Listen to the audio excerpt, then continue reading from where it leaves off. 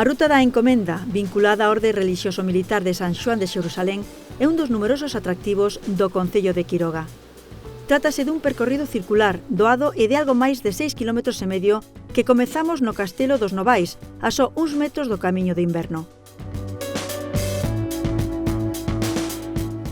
Situado nunha cúspide rochosa con excepcionais vistas sobre o Sil, consérvanse os restos das dúas construcións principais. A máis antiga, do século X, é a Torre da Homenaxe, a que podemos acceder por unhas escaleiras de madeira e, a través dunha das súas ventás, gozar da paisaxe do Val de Quiroga. Outro edificio é o Palacio da Encomenda do século XIII. Sobre a entrada, tallada en pedra, a Cruz de Malta, símbolo dos cabaleiros hospitalarios da Orde de San Xoán. Os monxes guerreiros, ademais de ocuparse da vixilancia dos peregrinos e de defender a fe, tiñan aquí o arquivo da Encomenda de Quiroga, a máis importante das súas posesións en Galicia. Logo desta visita iniciamos a andaina por unha senda transitada durante séculos, o Camiño Real, empregado tamén polos peregrinos a Santiago durante o inverno. Lévanos ata o conxunto histórico-artístico do hospital, onde estaba o centro de acollida e descanso dos peregrinos, fundado pola Orde Hospitalaria en 1275. Os seus terreos ocúpaos agora a Casa Torre de Tor, con orixes no século XVI, na que destacan dous escudos de armas, un deles tapado aquí pola vexetación, que representan as familias dos Losada, Quiroga e Somoza, entre outras.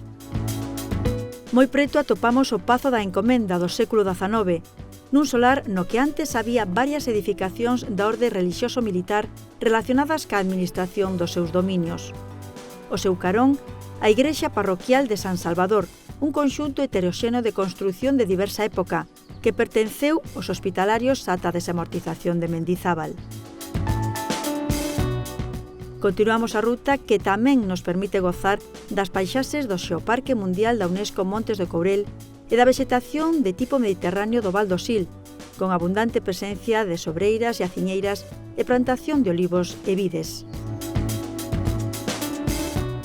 E antes de rematar, facemos unha última parada na Igrexa da Ermida, onde en setembro se celebra a singular romaría da Virxe dos Remedios.